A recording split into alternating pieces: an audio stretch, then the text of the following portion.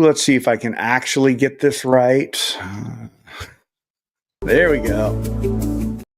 Welcome back to the Max Effort Kitchen podcast. We got a great segment for you. It's called The Athlete and the Chef. So sit back, relax, and let's go.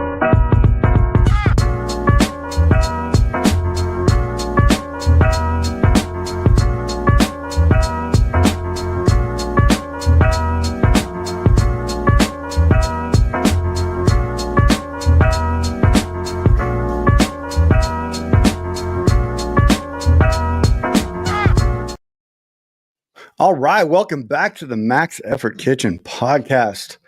I am Matt. This is Cornell. I will get that this new beginning thing right at some point, but whatever. Cornell, how you doing this weekend, buddy? I'm good. Kids are out of the country. We're getting ready to go out of the state and get a week off. And I mean, that's relative. I'm sure I will be on the phone a dozen times a day, making sure everything's working and putting out fires and stuff. But yeah, things are pretty good. Solid. They're Panama, right? Yes. Yes. Yep, Panama. That's really cool. I do envy you a little bit. I can't wait till I can send my kids away. Yeah. They I mean, you know, going on a week-long road trip with them, and then I love my kids, but holy crap, I've barked at them a couple times today. Let's just put it that way. The other really nice part for my wife is she actually drove them to the airport up in LA, so it was like 2 hours up there and back, and she was all excited because she got to take them up. But the kids' spring break isn't till next week. Oh. So she's taking a week off, and we're going out to Tennessee. And then we get back Friday evening, and then she picks up the kids Saturday, and then their spring break starts. So she's going to get like 2 freaking weeks off. So I'm pretty stoked for her. That's rad. You know, this last little vacation I took, it was a full 10 days. And I would have to say that I actually was able to take a full 10 days. You know, thank you to the people around me that helped me out at work and all that and stuff. But man, it's been a long time since I've had a full, like, just solid 10 days off and no work. And it was really good. And so I applaud that for her. She's going to have a great time. Nice. Yeah. So, Cornell, I got an interesting question for you. Put the scenario up there. 2 national meets back to back, 1 week, the next week, literally 7 days apart. Yep. For a national level athlete to be able to do both, does that play bad on the level of competition, or does that play bad on the level of the athlete, or both? Or does that say that just that athlete is just awesome? Like, what, like, to me, a national, and I'm a different person, but a national level competition takes a lot of working up to do. And, you know, I needed the week off personally. And I'm okay with that. But what do you think? Like, I mean, to me, it's like I look at what's going on at USAW, and I was like, oh, that's great. But I'm seeing a lot of the same people that I saw last week. So I'm like, how are they doing this? So I have a couple of different answers. Okay, cool. I like that.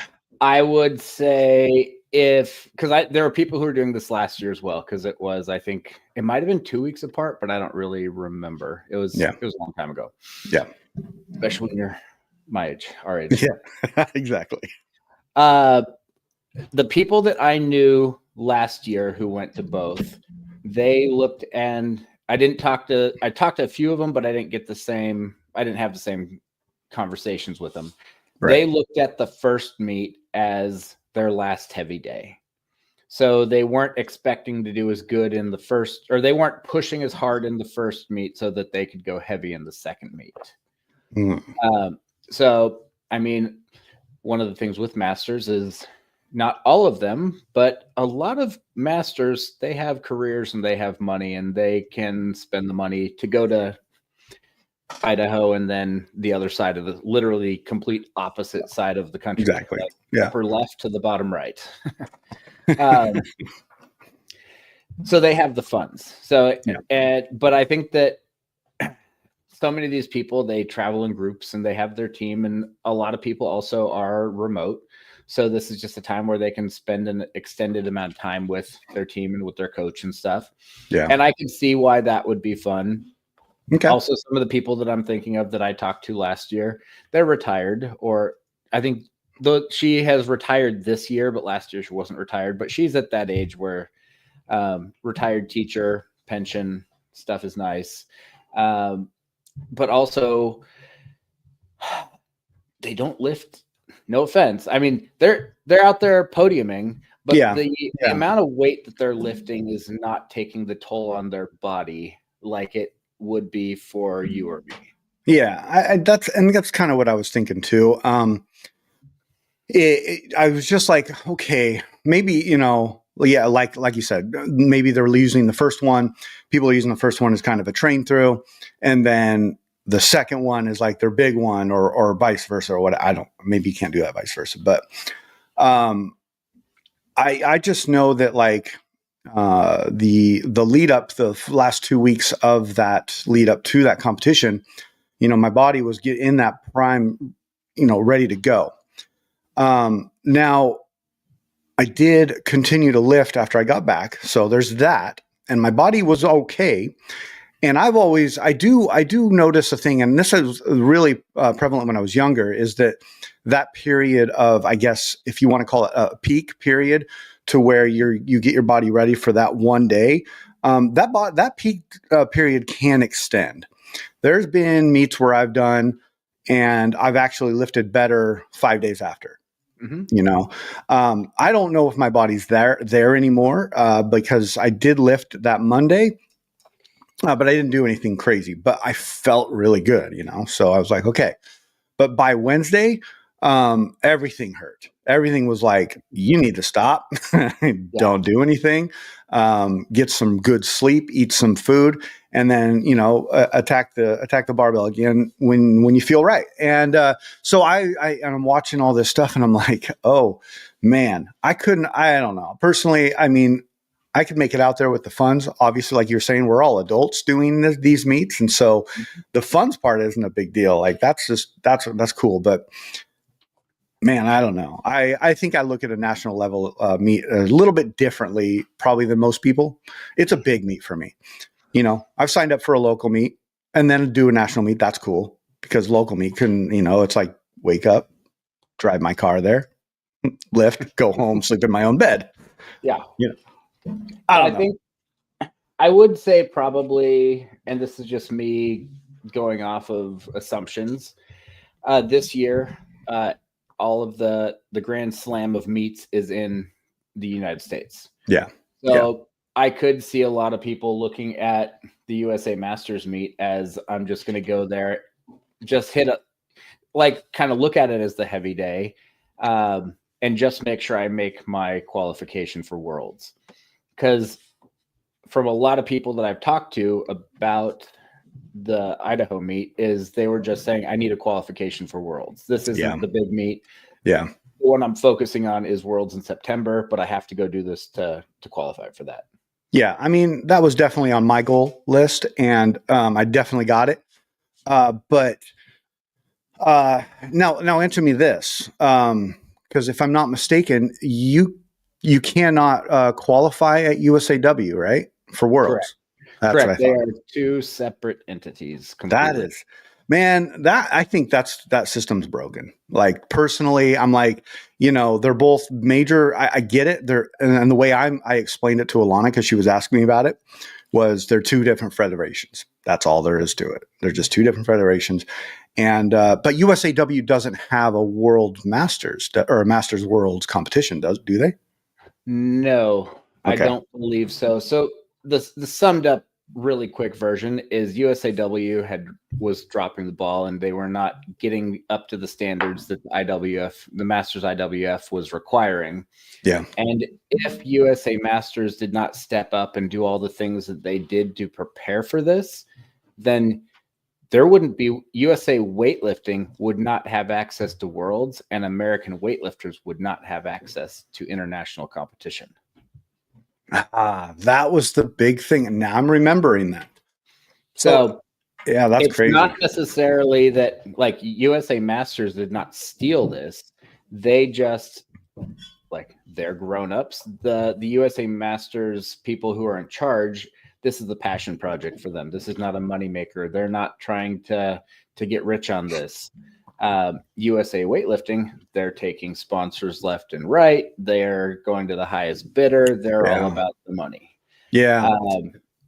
And it does, like, if you learn the details and if you go back and listen to some of the stuff that I've listened to, like the Cohens front, they were fronting $250,000 out of their pocket for every meet and then hoping to get refunded. Like they had to keep all their books perfect. They had to prepay for hotels. That's one of the things that when there's like a big meet like this, the whoever's putting on the thing, they have like the hotel that the meet is going to be at, and they have to purchase X amount of rooms. And if they don't fill those, then they still have to pay for it. So they were funding all of these things and then getting refunded like months later. So yeah, it was, I mean, it's all in the past and people can complain about it all they want, but it's a bummer. I hope that eventually they can merge back, but I don't know how it's going to go. Well, it's interesting because I think it puts the two different federations in perspective for me. Well, first of all, I signed up for a local meet in July 2 nights ago, and I realized that my USAW membership had lapsed, and I'm like, oh man, so you don't have to pay for it again till your meet. I know that. And, but the only way to sign up for this meet was through the USAW website. And I know that, So, I was just like, man, can you guys get any more dumb right now? But whatever. But it puts it in perspective to the, understanding of which federation I want to be with, because it seems like the Cohens are putting masters at the forefront and putting masters at this is our division. Like they're not doing senior stuff. They're not doing all that. And so from my perspective as a masters weightlifter, that, like I think we've said before, lifting at these competitions are the one that count versus USAW is probably just considered like a local regardless. Yeah. So some of the stuff that, not to just get it so into this, but some of the stuff that USAW promised its members for masters is they would always leave USA or Masters Nationals as a standalone master meet. They would not merge it together with other meets, kind of how they've done with like youth nationals, university national, like all of those things. It's all being held, let's say, just at senior nationals. But if for $200 more, if you're a junior, you can sign up for junior. And if you've made that total, you can also sign up for seniors. And if you're U25 as well, you can give them another $200. And it doesn't mean you get to go out there and lift 3 times, but you're going to be ranked with all the different people. Interesting. So well, they did combine these two. Because they did, these were Georgia State weightlifting championships plus USAW. So the Georgia State weightlifting championship and the Masters Nationals. So I wasn't there. It's probably still going on. Maybe it's still going on. Yeah, I guess it's probably done by now. But good point. Like in what it seems like is there could be youth lifters at Masters Nationals lifting on the same platform. Yeah. That does seem like that. That doesn't seem right. So. No.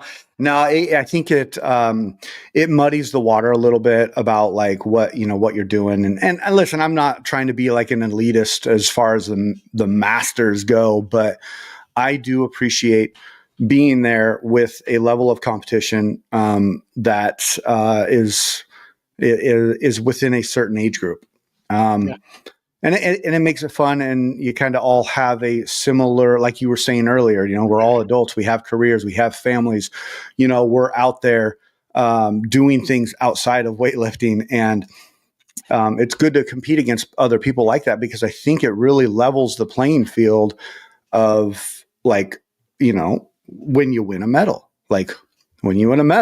cool, I'm actually competing against people that are just like me in perspective of what they're doing in life. But I kind of like it, man. I think it was that was my first time lifting with a Cohen meet.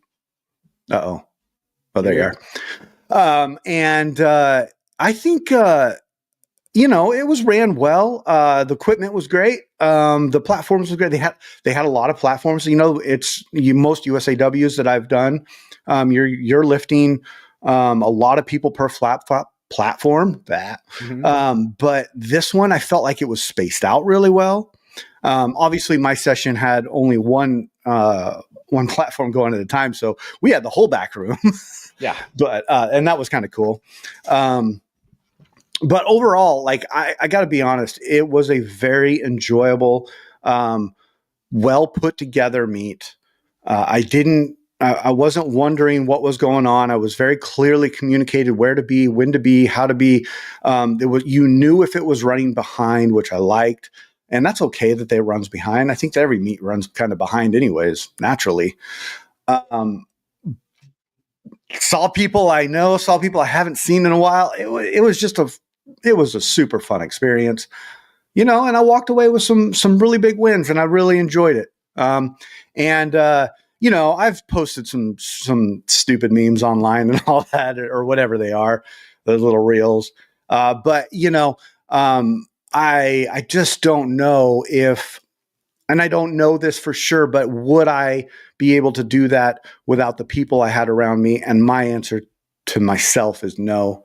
You're one of those people, Konar, Brett, Heather, Joe, like all the people that were there, like you feel the support, man. Like, man, you've had people around you, you feel it.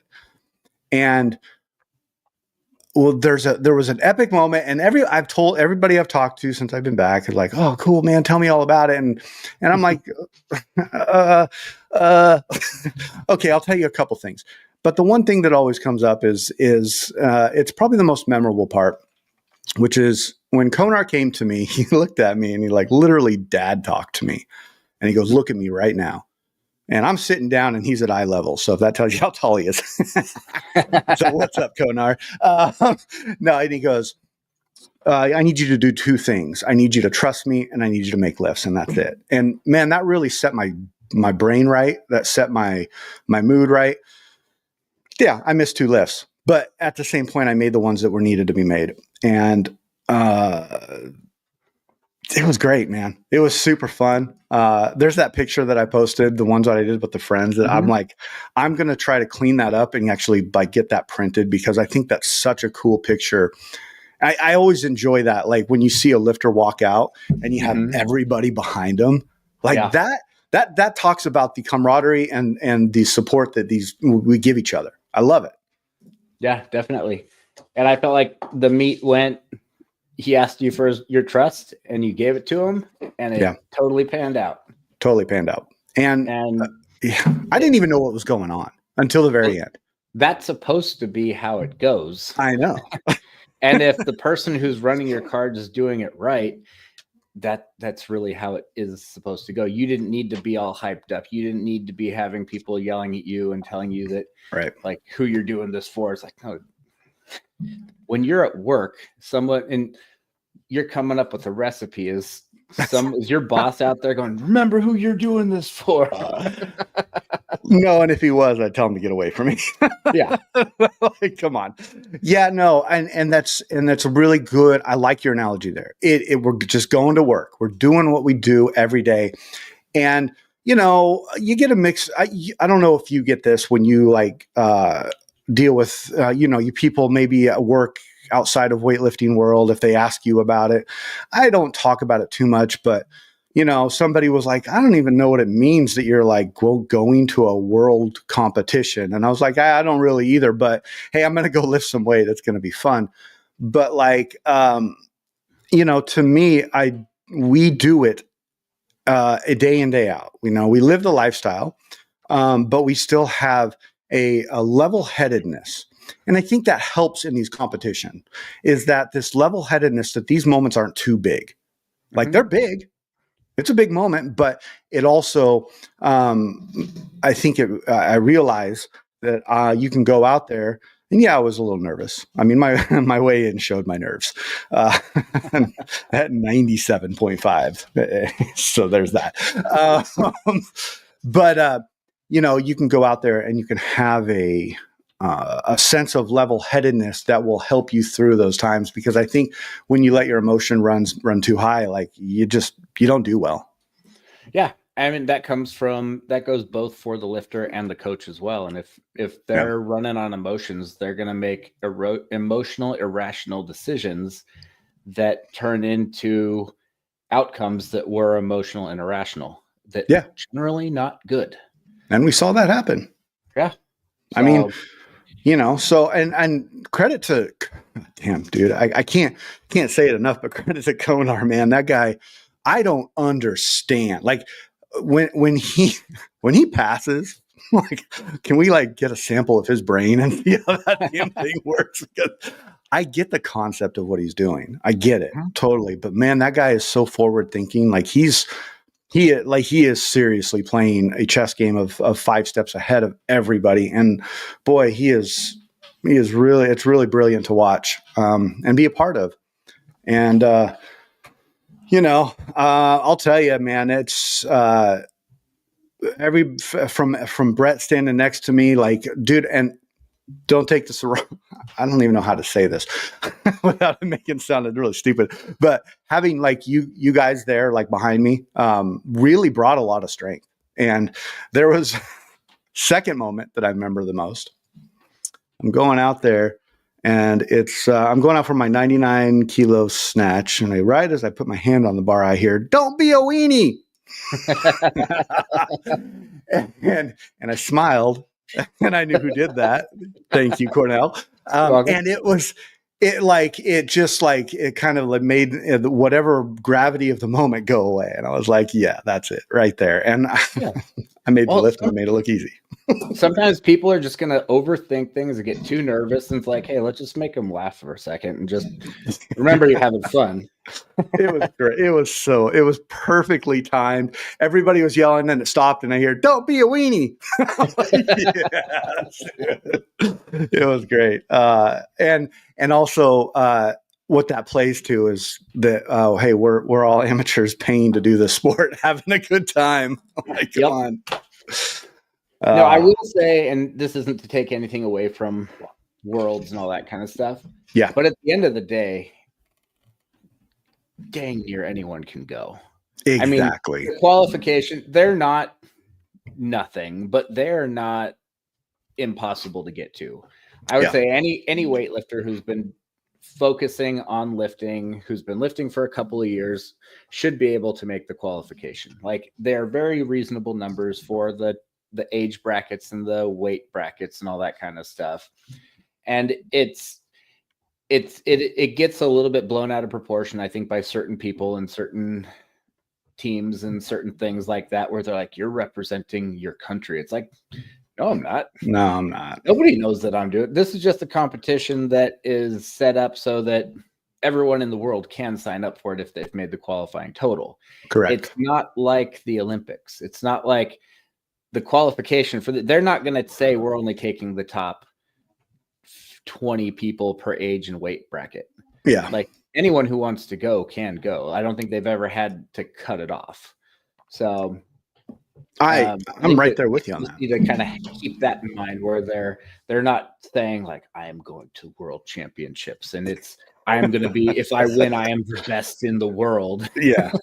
No, I mean, you're right, because and I think it was Theo I was talking to this about, but like, once you're a master's, like your entry total drops a little bit. I walked into this meet being like, I'm going to hit my entry total and then some with my first 2 lifts of each lift.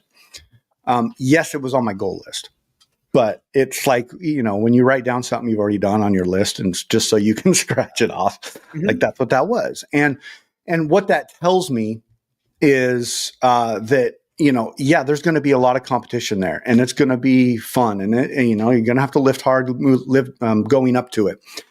But you're right. Anybody can be there. It's not Olympics. I mean, if they were making the totals much harder to be obtained, and if they, like you said, taking top 25 to having to do certain competitions. Now, I know they're saying you have to. There's only 3 qualifying events for it, but I'm talking like years in a row, just like they do the Olympics, multiple quads, right? Yeah. You have to like hit certain numbers and be ranked and be. That's not this. And what I've explained to some family member, he was like, "What is it?" And I was like, "It's just an opportunity for me to compete against people at the world level. That's it, and it's going to be fun. And it's in Vegas, and like, it's a big glorified local meet, yeah. Very big, very big. Glorified. But if I sign up for a local meet locally here." I'm not saying it's not going to happen, but there's probably not someone from Argentina coming. Yeah, exactly. Yeah. And that's another thing is like, so let me ask you, like when you competed at Worlds last, I mean, like, were there a lot of countries there? What was their representation like, maybe what might be being put out there, but like, how was that? It was pretty spread out. I would say it was at least 50% US, but what I've been told is when it is in the US, it's kind of like when people don't want to travel. Like next year's in Greece. I'm probably not going to travel to Greece. Like that's going to get real expensive. Yeah. Yeah. Again, totally. I could figure out how to afford it, but right. I don't need to go every year. I don't want to allocate money to that for every, like it's a hobby. Mm-hmm. People whose hobby is golf, they're not out there golfing 7 days a week at the biggest places they can go to. Right. Like, this is something that I'm going to do and enjoy, but I have other things going on in life. So. Mm-hmm. Mm-hmm. And I like that perspective because I think that perspective allows you to still do the sport, have a great time, lift some big weights, but have the understanding that like, hey, you know what? I'm 45 years old and most people aren't competing at my age. So this is pretty cool that I'm doing this. It's not you gotta go out there and fight people and be absurd about it, right? I mean, yeah, I don't know if we talked about this on the podcast, but okay. I know that I've talked about it with a bunch of people, and the people need to stop shaming people or acting like it's not that big of a deal if they were the only one in their weight class or only one in their age bracket and weight class. Yeah, because they won. Mm-hmm. They had thousands of competitors who are too lazy, too broken, don't care about their. I'm not saying that weightlifting is everyone's life, but right. They are choosing to live different lifestyles and they're probably not going to be in the kind of condition to do any of this kind of stuff. So the people who are going out there and winning at 65 years old, like how many other 65-year-olds can even do this? Like that's exactly. That they just beat everyone else that they know. Yeah. And they don't have to have other people that they're competing against and just making it to that competition. Let's say that you're going and there's 4 people and you got 4th place. It's like, well, you just beat millions of other people who are your own age who can't do anything because they haven't taken care of their body. They're couch potatoes. They're lazy. They're like that phrase that Jason Starks says is they've rusted out. They're not wearing out. And we're wearing out, but I would much rather wear out than rust out. Oh, and yeah. I know so many people like my parents' age who haven't done anything physical in their lives. And they're like second knee surgery, getting hip surgery. I'm like, And they're like, I don't know why I need this. I haven't done anything. I'm like, hey, maybe you're not using anything, and that's why. And it's true. Like, if you, and just on the basic level of physical fitness, like if your blood isn't moving, it doesn't, heal anything in your body, and it actually becomes stagnant, and then you start overweight. And then like, it was like, I was having the conversation about eating rice with my wife last night. And I'm like, someone, for me, eating rice in the morning is highly beneficial. I know I'm going to burn all that rice. But I said, for you, Alana, you eat rice, but then you go sit down at a desk, and that may not be beneficial for what your goals are, or objectives are. And your body, you need to create this like furnace like body to be able to do that stuff. So if you do eat rice, maybe eat it at lunch when you're going to be up and walking around and doing stuff, or right before you walk, or whatever. Yeah. Think of it as like an energy drink. And there's that aspect of being an athlete at this age that, and I've been seeing a lot about this, and I don't know if you've been seeing it too, but like, there's a lot of talk out there right now about people that are, lifting weights, physically active at this age, just have a longer life expectancy. And there's a reason why, because we're out there moving. There's a lot of stuff that I've seen multiple different sources doing it, where it's like at different ages, you should be able to like basically hold, a man at our age should be able to hold 100% of our body weight between the two hands and dumbbells. So I should be able to hold 50 kilo dumbbells in both hands and walk around for 2 minutes and not have to put it down. I like that. I've never heard that. That's awesome. I think women are either half or 3/4. Okay. So I mean, it's fine. I mean, yeah. It's a lower number, right. But they also don't have the muscle mass and the testosterone the guys have. So right. I haven't tried to do this. The other thing that they said is like a dead hang. Like we should be able to dead hang without straps, which I know that this one I couldn't do, for 2 minutes in the pull-up bar. Oh, wow. And like 2 minutes is a real long time. It's a long time. It's a long time. That's kind of the same idea as the dumbbells, is like if you're holding 2 dumbbells in each hand, it's just a different position that you'd be put into. Yeah, that's a really that's an interesting thing. So I hang, like my part of my warm up is I like to hang on the bar and do like a passive hang, and it makes it. I was told once, I don't know if it's fully true, but it helps elongate your spine and just open it up so all the juices can get flowing. I don't know how much science is to that. Whatever, it makes me feel good when I do it. So I definitely don't hang for 2 minutes. But yeah, I mean, I do the same thing, but I generally put straps on because I'm like, I'm not trying to strengthen my hands right now. Yeah, and totally. the big thing that they were just talking about it is if you can do this, then it shows that you have the grip strength, and if you have the grip strength, it means that you have other strength in your body, because you don't have just grip strength. And then the amount of muscle mass you have is kind of like we're all going to start losing it eventually. So the more you have, the longer you have for it to dwindle away. That's really, really well said. So we got a question here on the chat board. Interesting question. I will shrink out of full screen. It says, could the Masters division thrive with an untested open division? I'd be down. I'd get on all kinds of gear. I mean, depends on your definition of thrive, but yes, I think it could. Listen, look what drugs do to people. Like, yeah, it would be interesting. I don't think it would. My personal opinion, I think that after a certain age, they should just throw out the press out rule and throw out drug testing, because a lot of people are going to have to be on certain medications. I have a friend who's on anti-epileptic medicine. Yeah. And he needs this so that he has to be on this medicine so that he can maintain his driver's license. So this is a mandatory thing for him to have to be a grown-up.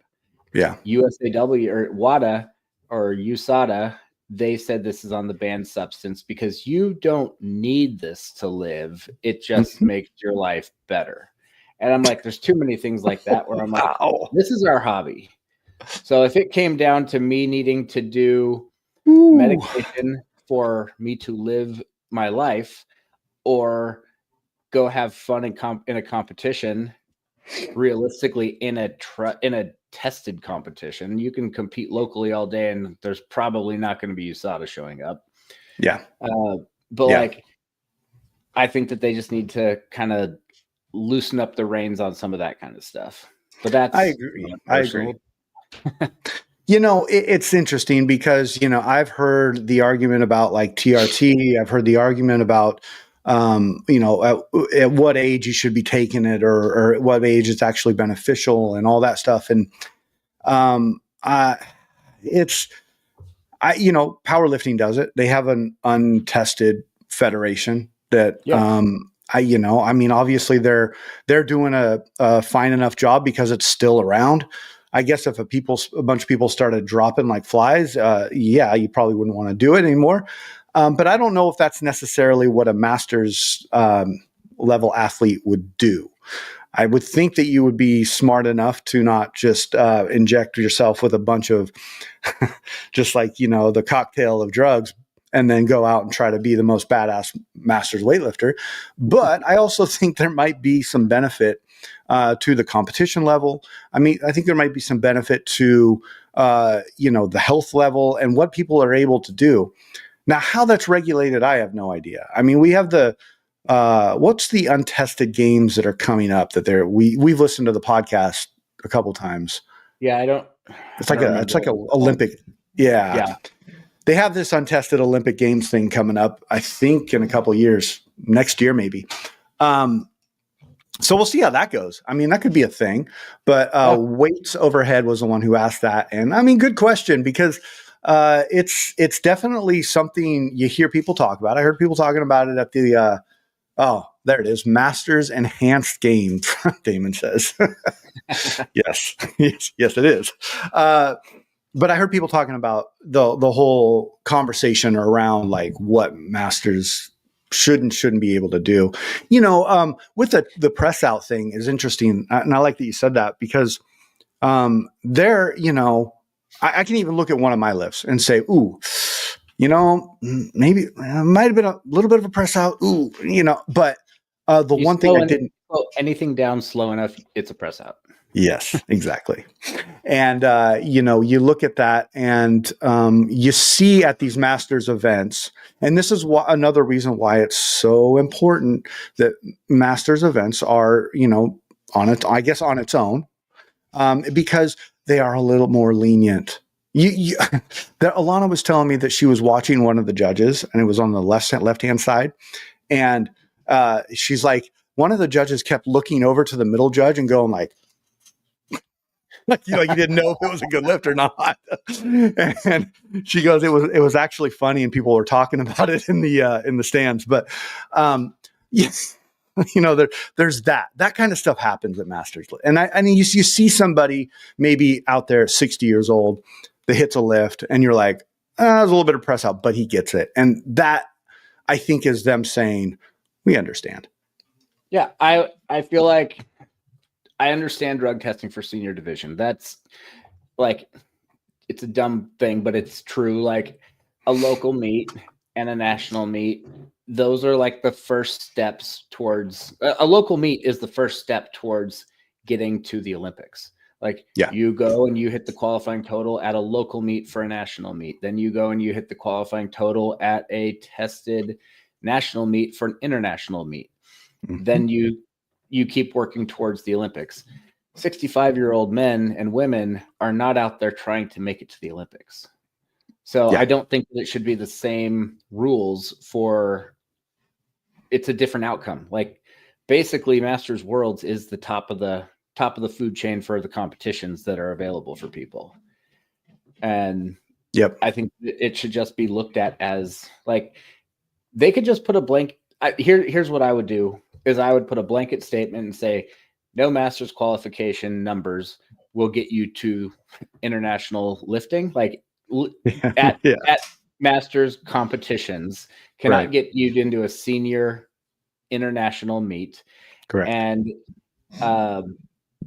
you can be on doctor prescribed TRT, but if you get tested and you come back with anything else that's not in your prescription, then that would be a ban. So, but I think that basic like testosterone, and I don't know what all the other stuff is that doctors prescribe, but I know that's one of the T's of the TRT. That I think should be granted as it's acceptable for masters weightlifting. I mean, well, oh, go ahead. If you are, it's funny because women they can be on HRT, hormone replacement therapy, if they have had a hysterectomy at any time in their life. So they could have had a hysterectomy problems when they're younger at 25, and then they can go on hormone replacement therapy, including testosterone, and go and compete in the senior division. Oh, I did not know that. Yeah. Holy crap.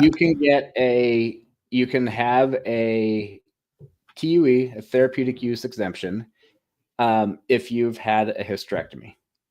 Just like there was a Cal Strength girl, I don't remember her name. She had diabetes, and she had a TUE for her insulin because insulin is a performance-enhancing drug if you know how to use it properly. Correct. And so she had to get a TUE for it. So the TUE is a different thing. Like that. I mean, I've talked to somebody who tried to get it and got denied. And I don't know what goes into it, but like insulin, you are diabetic. It should be just straight up like, okay, we get it. Or just like you were saying, the narcolepsy thing, we get it. Yeah. But just because they could have, and it's never they do, it's they could have like beneficial enhancements to performance. It's like, anything ibuprofen can too. I mean, I take ibuprofen every day. There's a certain limit of how much caffeine you're allowed to have. So, interesting. Yeah. Well, an interesting topic for sure, and I think that we should. It would be fun to explore it a little bit more. But I guess the way I would sum it up is like masters are not going to be in a position to be a professional paid athlete. Yeah. And so there should be maybe not a different set of rules, but like a different way to look at it. Yeah. Yeah. Yeah. I mean, I don't know how it works in CrossFit, but I doubt there's that much testing in the masters divisions. Last I heard, man, CrossFit. Some of those guys have. I'm like, I didn't have those when I was 16. I see the abs some of those women have. Yeah. Jesus. Lines on some of those women. The last I heard, and I don't know if this is still true, but CrossFit was one of the only, I guess, professional sports that didn't have a third party. They tested within, which we all know when you test within, you can mess with the results without those tests and choose to. I don't know if this is still around. I'm sure it is, but the AAU division, it's a different federation. Okay. It's my favorite drug testing situation that I've ever heard of. They don't have the money, and they are in-house with their drug testing, so they don't have the money to bring in a third party. So some old guy bought or inherited or found at a garage sale a lie detector test, and they do a lie detector to see if you're on drugs. Yes. Oh, please, USADA, if you actually listen to this, please start doing that. That's awesome. I love that. Man, that would be something. I could just picture it. It's like a 1970s like detective show where they're like strapping things on. And you got that guy with the super thick glasses and the horseshoe bald head, just like getting on the side, like I get to drug test someone today. Yeah, he's sitting behind you, being like, "Yep," on his computer. Like, oh, dude, how cool would that be? Well, Cornell, 43 minutes, great show, man. A lot to talk about, but a lot of good things coming up. We got competitions coming up. We got a whole bunch of good weightlifting coming up. And it was great to be back on the mic with you. You got anything to say? Big congratulations to you for your performance, podium finish. So thank you. Yeah. Thank you. Yeah, it was a good time, and can't wait to get back at it and push towards Worlds and have a good time doing it. So All right, everybody. Well, thank you very much for listening, and hope everybody has a great Sunday night, and we'll talk to you later. Adios. Bye.